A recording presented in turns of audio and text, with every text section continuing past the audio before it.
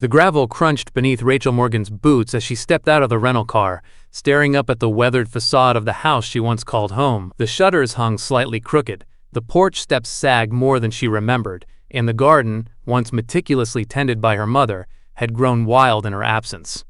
The past 15 years unraveled in her mind like an old film reel, grainy and uneven. She hadn't spoken to her mother in nearly a decade.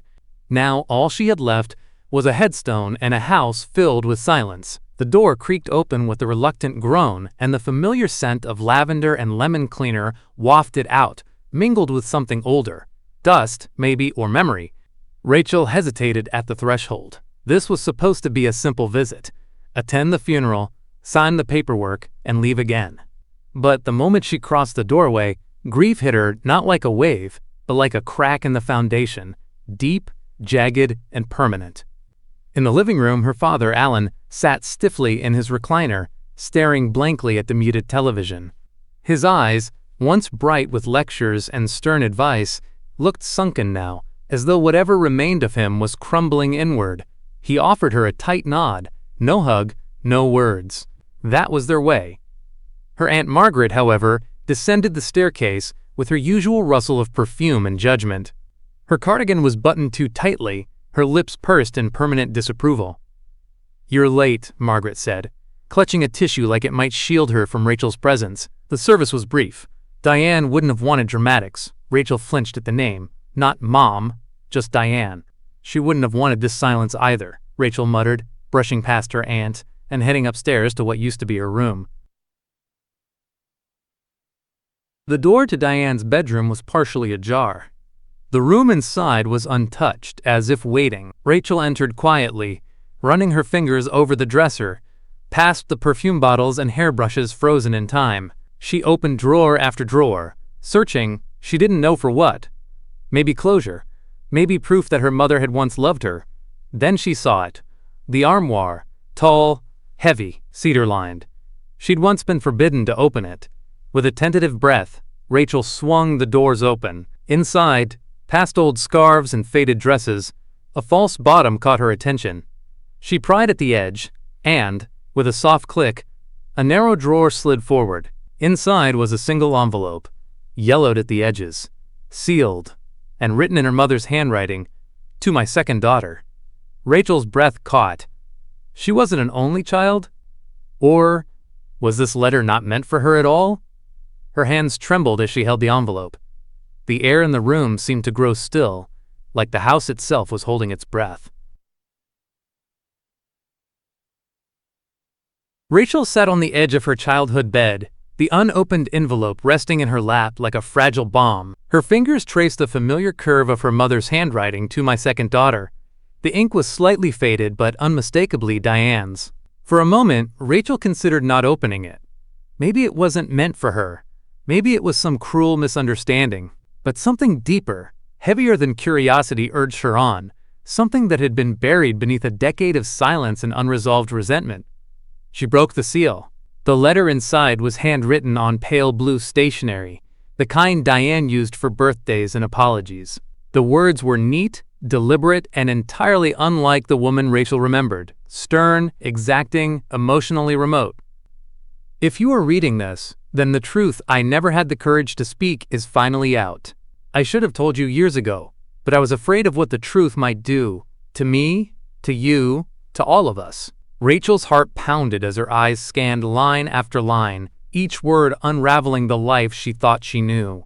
"You were never meant to be alone. There was another, a child I could not keep. It wasn't my choice entirely, though I have spent my life trying to justify it to myself. You had a sister once. Her name was Emily." Rachel dropped the letter in her lap, breath caught somewhere between a gasp and a sob. "Emily?" She stood abruptly, pacing the small room that now felt suffocating, like the walls had pulled in closer. Her mind raced back to childhood memories, birthdays, holidays, the quiet absence that always lingered just under the surface of their home. Had it always been there? The way Diane sometimes looked out the window too long, or got quiet when other people talked about first steps and baby milestones. Had those silences been grief? Rachel picked the letter up again. There was love, Real love that brought you into this world. But it was a love I could never name. One that existed only in shadow, in glances and stolen hours. When the consequences came, I was told what must be done. One child could stay, one had to go. Rachel's hands shook. Her stomach knotted. A sister. A hidden love. A decision no mother should have to make. Who told you what must be done? Rachel whispered aloud, as if Diane might answer from beyond the grave. Her eyes darted back to the letter, but the final lines offered no clarity, only sorrow. I don't expect forgiveness, only understanding. I chose you, but not because I loved you more, because I was told you'd have the better life. I pray I was right. Rachel folded the letter slowly, methodically, even as her emotions unraveled. Her mouth was dry, her heartbeat chaotic.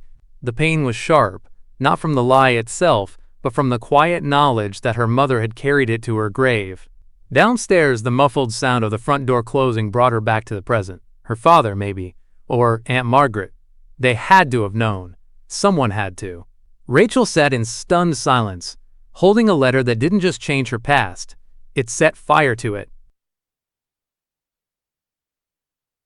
The attic stairs groaned beneath Rachel's weight as she pulled herself into the space she had once feared as a child. Back then, it had been a place of ghosts and creaking shadows. Now, it felt even more haunted. Only this time, by truth. Dust danced in the slivers of sunlight that slipped through the circular window. Boxes, long sealed and yellowing with age, sat like forgotten tombstones. Diane had always kept this part of the house locked. Too dangerous, she'd said. Rachel had never thought to question it. Until now. She pulled a box toward her, the cardboard soft with time.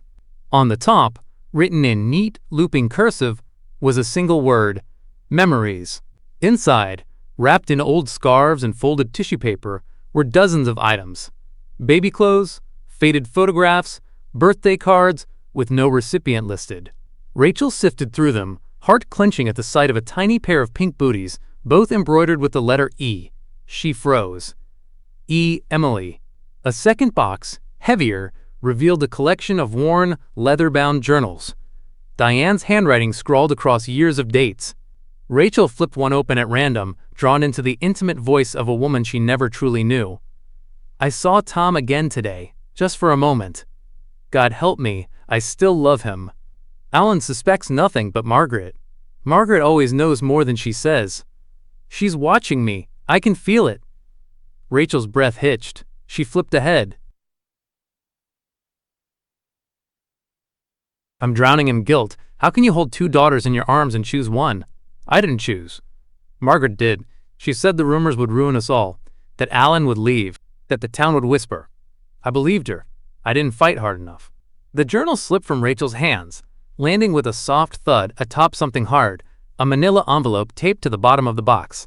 She tore it open and pulled out a fragile, curled piece of paper, a birth certificate. Two names were listed under child. Rachel Diane Morgan.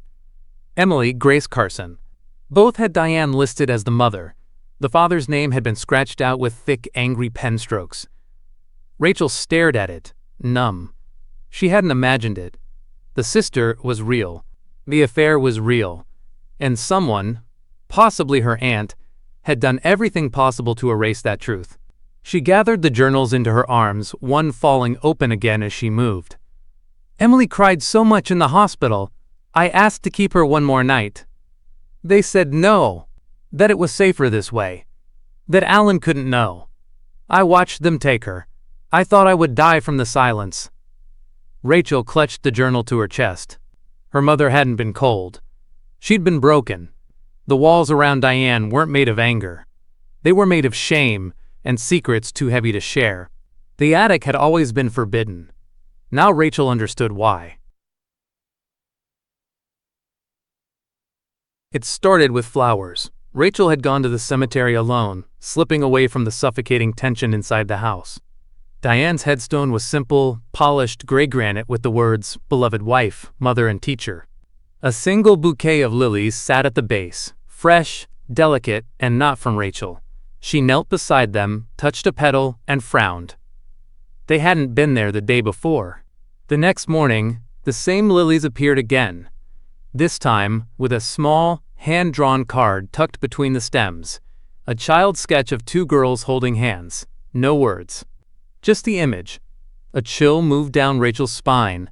At the grocery store later that day, while pushing a cart of things she didn't really need, Rachel caught a glimpse of someone near the end of the aisle. A woman, mid-30s, long chestnut hair, pale skin, dark jeans, a fitted coat. Her face was turned away, but something about her posture, still, alert, sent a jolt through Rachel. She blinked. The woman was gone. Outside, in the parking lot, Rachel paused to check her phone. Across the lot, just beyond the row of parked cars, she saw her again, standing beneath the shade of a maple tree, watching. Rachel took a step forward. "Excuse me?" But the woman turned and vanished behind the line of SUVs. By the time Rachel crossed the lot, she was gone. The sightings continued. At the library, Rachel saw her standing outside the windows, not looking in, just waiting. At the funeral home, during a follow-up meeting with the director, Rachel stepped out to take a call and spotted the same figure across the street, leaning against a lamppost, motionless. Eyes fixed on her, Rachel finally snapped the third time. It was at the town cafe, an old diner her mother used to take her to on rainy afternoons. Rachel stepped out with a coffee and spotted the woman sitting in a car across the street, staring directly at her through the windshield. Rachel stormed across the street, heart pounding, ready to demand answers. But just as she reached the curb, the car started. The woman's face turned. Just enough for Rachel to see it. There was something uncannily familiar about her. Not a stranger's face, but almost a reflection, a whisper of someone she might have been, or once knew in another life. Then the car peeled away down the road, tires screeching slightly on the pavement. Rachel stood frozen, coffee cooling in her hand. Who was she? And why did she feel like the past had just gotten legs and started following her? The Bennett house sat at the edge of town, weathered by time but still dignified in the way of homes that had seen too much to crumble. Rachel hadn't been there in over 20 years. As a child, she remembered it as a place of warmth, laughter spilling from the kitchen, a familiar cologne in the hallways, and Tom Bennett's deep, comforting voice. Back then, he was just her father's best friend. Now he might be something entirely different. She rang the bell and waited. The door opened slowly. Tom looked older than she remembered. Thinner, wearier, his once black hair now salt and pepper, his eyes shadowed by more than just grief. His wife had passed years ago. He lived alone now, quiet, reclusive. "Rachel," he said, surprised, then gestured her in without asking why she'd come. She followed him into the sitting room, where the scent of old paper and pine cleaner lingered. For a moment, she didn't know how to begin. Then she pulled the letter from her bag and laid it on the table between them. He stared at it, then slowly reached for his glasses. "She wrote this?" he asked, voice low. "She did, to her second daughter." He didn't flinch, but his hands trembled slightly as he set the letter down. "I know about the affair," Rachel said quietly. "I found her journals. I know you loved each other. And I know there were 2 children." Silence. Tom sighed, rubbing his temples as if trying to push back the years. "I didn't know," he finally said. "About the second child, I mean. I swear to you, Rachel, I didn't know she was pregnant with twins. Diane never told me. Not then." Rachel's eyes searched his, weighing every word. "I knew there was something between us that could never survive the real world. Your father, Alan, he was my best friend. And Diane, she tried to do the right thing, but she was pulled in so many directions. Margaret had her claws in everything."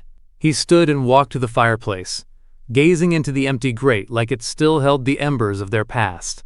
"She said once, years after things ended between us, that she had to keep one daughter safe from the shadows of the other.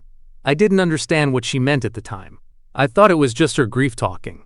But maybe she meant Emily." Rachel stiffened. "You know her name?" Tom turned. His eyes were haunted. "She said it once, in her sleep. I never asked. I was too afraid of what I'd hear." He sat down again, slower this time. Rachel, your mother. She was a good woman, but she was also terrified. Of losing control. Of judgment. Of Margaret. She carried secrets that weren't hers to hold, and in the end, they consumed her. Rachel studied him, the way he gripped the arms of the chair, the slight tremor in his voice. "Do you think she loved me?" she asked. Tom looked up, surprised by the question. "She loved you so much it broke her. But love doesn't always come clean.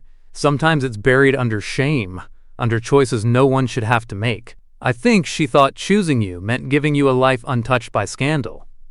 But it also meant abandoning the other part of her heart." Rachel sat in silence, heart thudding with the weight of answers that felt like more questions. "Then who was she protecting Emily from?" she whispered.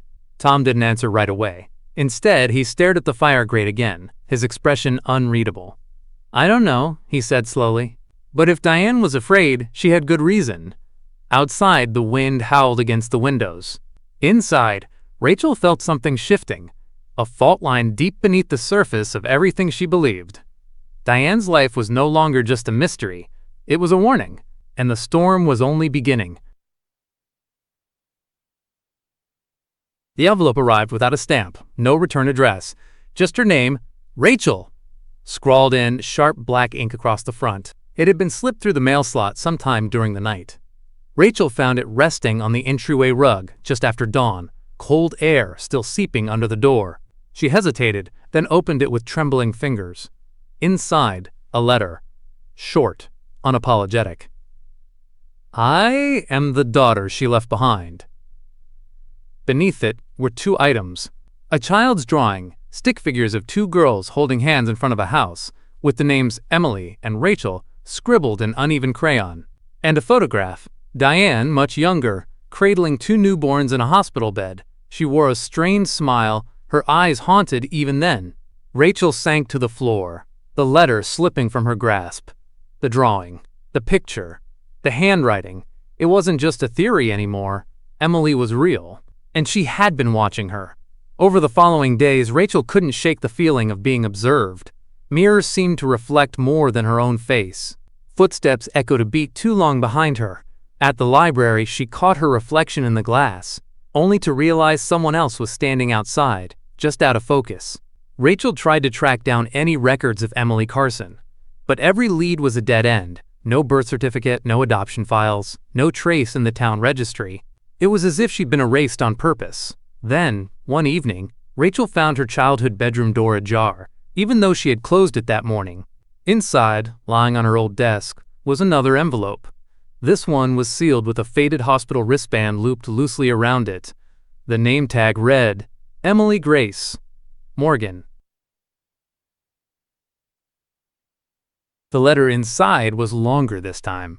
"You got the life, the house, the holidays, the mother who kept your drawings on the fridge. I got silence, a rotating door of strangers. I knew her name before she knew mine. And I watched you. Year after year, birthday after birthday. You smiled while I counted ceiling tiles in foster homes. I don't want sympathy, I want the truth. And I want to know why she chose you." Rachel stared at the words, heart pounding. She looked around the room, her pulse in her throat.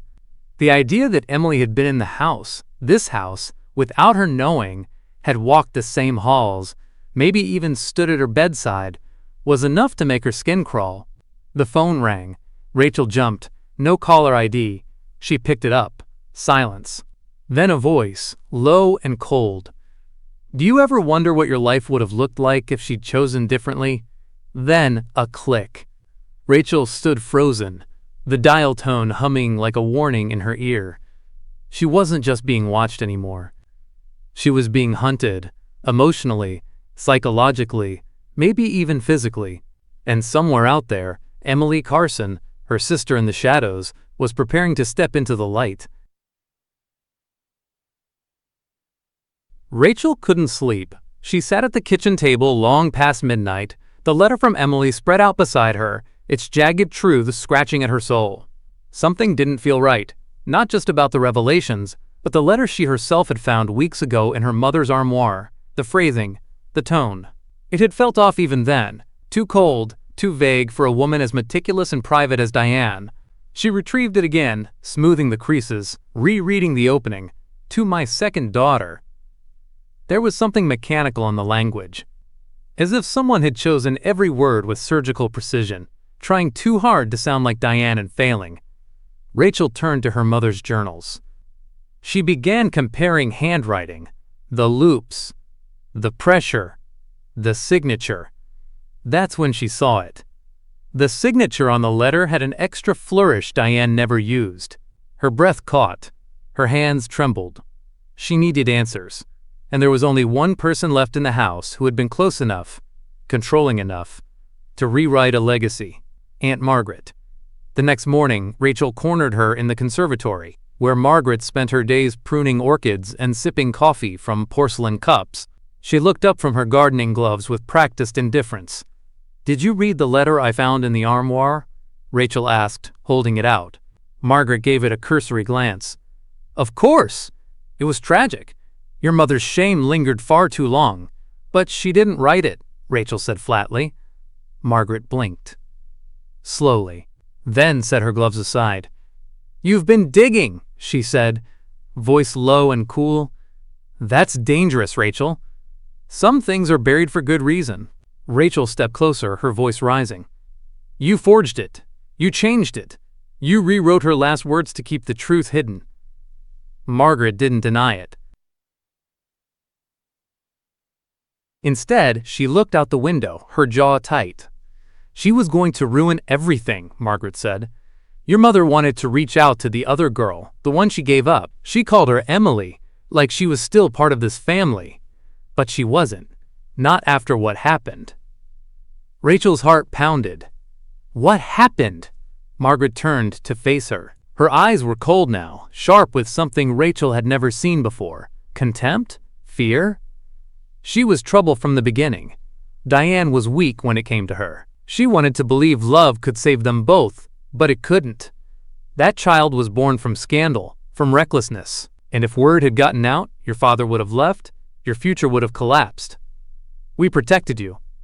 "No," Rachel said, shaking her head. "You controlled her. You stole her choices." "I preserved the family," Margaret snapped. "That's more than your mother was capable of in the end." She was unraveling, whispering about making amends. "I couldn't let that happen." Rachel stared at her, stunned. "So you forged the letter, to make it look like Diane never meant to find Emily. You rewrote her goodbye." Margaret's voice softened, twisted with false sympathy. "She needed boundaries, Rachel, and so do you." Rachel stepped back, horror dawning. Everything, her understanding of her mother, the weight of that letter, the silence that followed, had been manipulated. The truth Diane may have wanted to share had been locked away by the one person who claimed to protect them all. Later that night, alone in her bedroom, Rachel found a different envelope hidden in the bottom of one of Diane's journals, tucked behind a folded page. It was unsealed. The paper inside was raw, handwritten in a shaky scrawl that matched every loop and slant of Diane's authentic hand. It began, "To the daughter I never stopped loving." Tears welled in Rachel's eyes. This was the real letter, and it had never been mailed. Somewhere out there, Emily had lived her entire life in the dark, while Margaret played puppeteer with everyone's pain. Rachel clutched the letter to her chest, a storm rising inside her. The truth wasn't just buried, it had been stolen, and someone would have to answer for that. The meeting was set in motion by a single note taped to Rachel's rearview mirror. "You want answers? Come alone. 3 p.m., room 206, Ridgeview Motel." Rachel stared at the paper, her knuckles white on the steering wheel. There was no signature, just the weight of inevitability pressing on her chest. She already knew who it was from, and she knew she had to go. Ridgeview Motel sat on the outskirts of town, nestled between an abandoned gas station and a row of shuttered shops. The kind of place where time forgets people. As she walked down the corridor, each step echoed like a countdown. Her fingers trembled as she knocked on the faded green door. It creaked open before she could lower her hand. There she was, Emily. Not in shadows this time. Not behind glass or across a graveyard lawn. In full light. And she wasn't what Rachel expected. She didn't look like someone yearning for a reunion. She looked like someone sharpening a blade. Emily's posture was stiff, guarded. Her hair was darker, roughly cut. Her eyes, Diane's eyes, were colder, steelier. There was no embrace, no hesitant smile. Just a stare that stripped Rachel to the bone. "So," Emily said, voice like gravel, "the chosen one finally shows up." Rachel stepped inside, cautious. "I didn't choose anything." Emily let out a laugh, hollow, bitter. "Didn't you? You got the life, the photos, the piano lessons, the birthday cakes. I got silence, shelters, a file folder for a mother." "I didn't know," Rachel whispered. "Until recently, I didn't know you existed." "That's the point," Emily snapped. "You didn't have to know. You were protected. I was erased." Rachel reached into her bag, pulling out Diane's real letter, the one Margaret had hidden. She held it out, a white flag of truth. "I found this. It was meant for you." She didn't forget you. She wanted to make it right. Emily didn't take the letter. Instead, her face hardened. Too little. Too late. They sat in silence for a long moment, two versions of the same story finally confronting each other. Rachel saw the scars behind Emily's bitterness, emotional wounds stitched together by years of abandonment. But what unsettled her most wasn't the pain. It was the hunger underneath it. Emily leaned in, voice low. "You ever wonder what it feels like to watch someone live your life? I watched you every year. From afar. School pictures, Christmas cards, graduation announcements. Like watching a movie where you're the ghost in the background." Rachel's voice cracked. "None of this was our fault. We were both lied to." Emily's lips curled. "But only one of us got to live a lie that felt like love." The room felt colder now. Rachel glanced around and noticed a corkboard by the bed. Clippings, photos, notes, her face circled in red ink, snapshots from years past. Her school, her home, her mother's grave. "You've been watching me for longer than I thought." Emily didn't deny it. She stood, arms crossed. "I didn't want to just meet you, Rachel. I wanted to understand why she chose you, why I was the one thrown away. And the closer I got, the clearer it became. You didn't earn any of it. You were just convenient." Rachel stood too, voice firmer now. "You think revenge will make this better?" Emily stepped closer, her voice chillingly calm. "I don't want revenge. I want balance. I want truth. And when that truth burns everything down, I'll be standing in the ashes." Rachel left the motel room shaken, her mother's letter still clutched in her hand. The door closed behind her with a finality that felt like a sentence. Her sister wasn't just wounded. She was a storm waiting to break.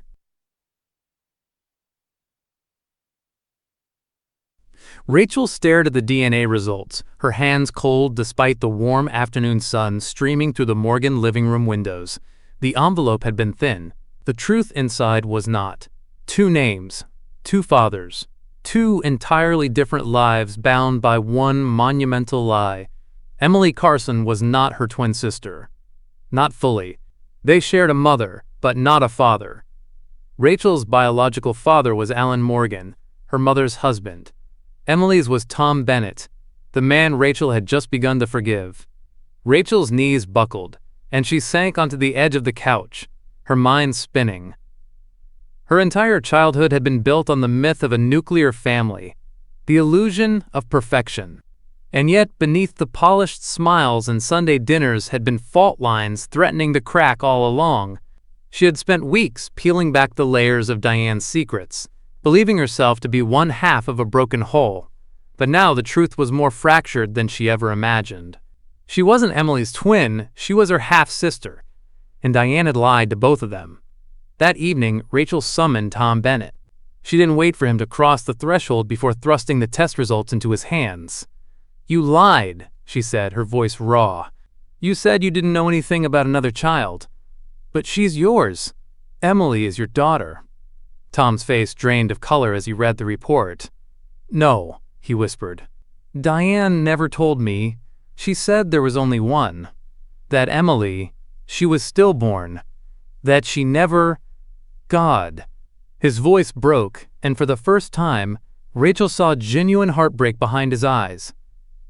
She lied to me too, he said, collapsing into a chair. She said she had to clean up the mess, that our moment together had been a mistake. I thought she meant you.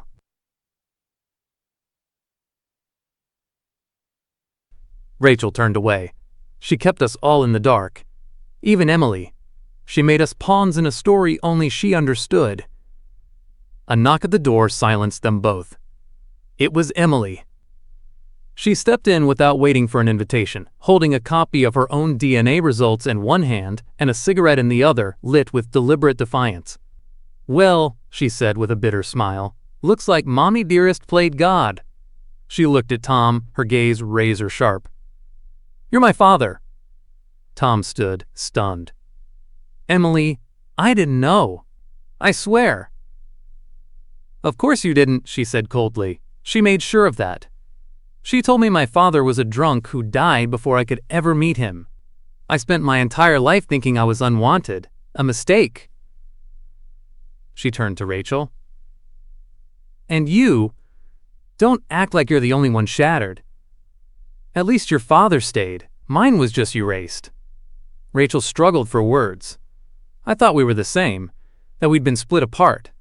But now I don't know what we are. Emily stepped closer. Voice low. We're not sisters. We're collateral damage. The tension thickened, suffocating. Tom reached out, but Emily stepped back. You don't get to make this better, she said. None of you do. Diane destroyed 3 lives with one decision.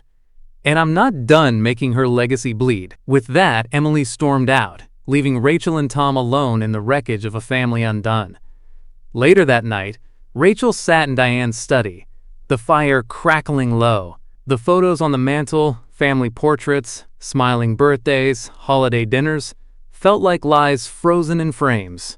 A memory surfaced, Diane brushing Rachel's hair as a child, whispering stories about how some people must be protected from the truth. Rachel had never understood what that meant. Now she did. It wasn't love that kept her mother's secrets hidden, it was fear. And fear, when buried long enough, turns into poison. But one question still clawed at Rachel's mind. If Diane went to such lengths to protect Emily from Tom, then what exactly was she protecting her from? The house was too quiet. Rachel wandered through the halls of her childhood home, each creaking floorboard whispering memories back at her, some sweet, some jagged with betrayal. She had thought the truth would bring peace, or at least closure. But all it had done was make the silence louder, until she found the box. It was tucked behind the bookshelf in Diane's study, taped shut and wrapped in layers of brown paper. The label read, "For Rachel. Only if she asks the right questions." Inside was a single item, a flash drive. Rachel hesitated before plugging it into her laptop. The screen flickered to life, and there she was. Diane Morgan, seated in a chair, her face pale and drawn, her voice raw from emotion. If you're watching this, it means I'm gone, and the truth has caught up to you. Rachel leaned forward, heart pounding. Emily was never supposed to be raised in the system. I tried to protect her, but I made a terrible mistake, one I could never undo. The screen showed Diane clutching an old photograph, a man in a military uniform, eyes hard and unyielding.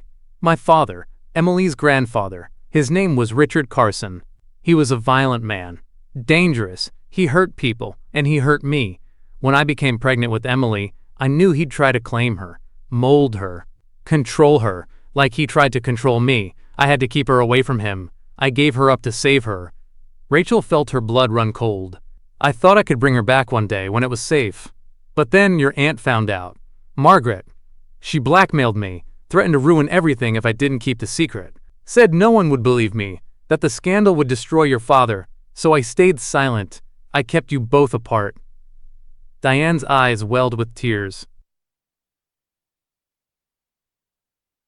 I tried to write Emily a letter. I tried to tell her the truth. But Margaret got to it first. She always had her own idea of what this family should look like. Then Diane's expression changed. Her voice dropped to a whisper. If Emily finds this before you, she may never see the whole truth. She's been watching, waiting, but she doesn't know everything. She thinks I abandoned her. She doesn't know why. Rachel reached for the volume, but the screen suddenly glitched. Diane's voice fractured into static, then silence. The video ended. Rachel stared at the screen, trembling. It wasn't over. A sharp creak startled her. She turned and saw Emily in the doorway, her eyes rimmed with red. "How long have you had that?" Emily asked, her voice dangerously calm. Rachel stood, shielding the laptop instinctively. "Just now. I didn't even know it existed."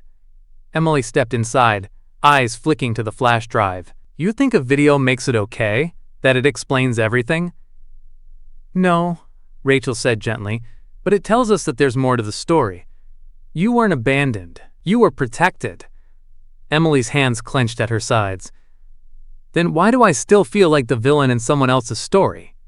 Rachel took a step forward. "Because Mom made you one. She played God with both our lives. But that doesn't mean we have to keep playing her game." Emily's eyes filled, but she blinked the tears away. "There's still one more secret," she said. "Margaret, I went to her house. I found letters. Real ones. About Richard Carson. He didn't just want Emily." Rachel's breath caught. "What are you saying?" Emily stared into her sister's eyes. "He still does." A cold wind blew through the open window, and somewhere, far away, a phone began to ring, an unknown number flashing across the screen.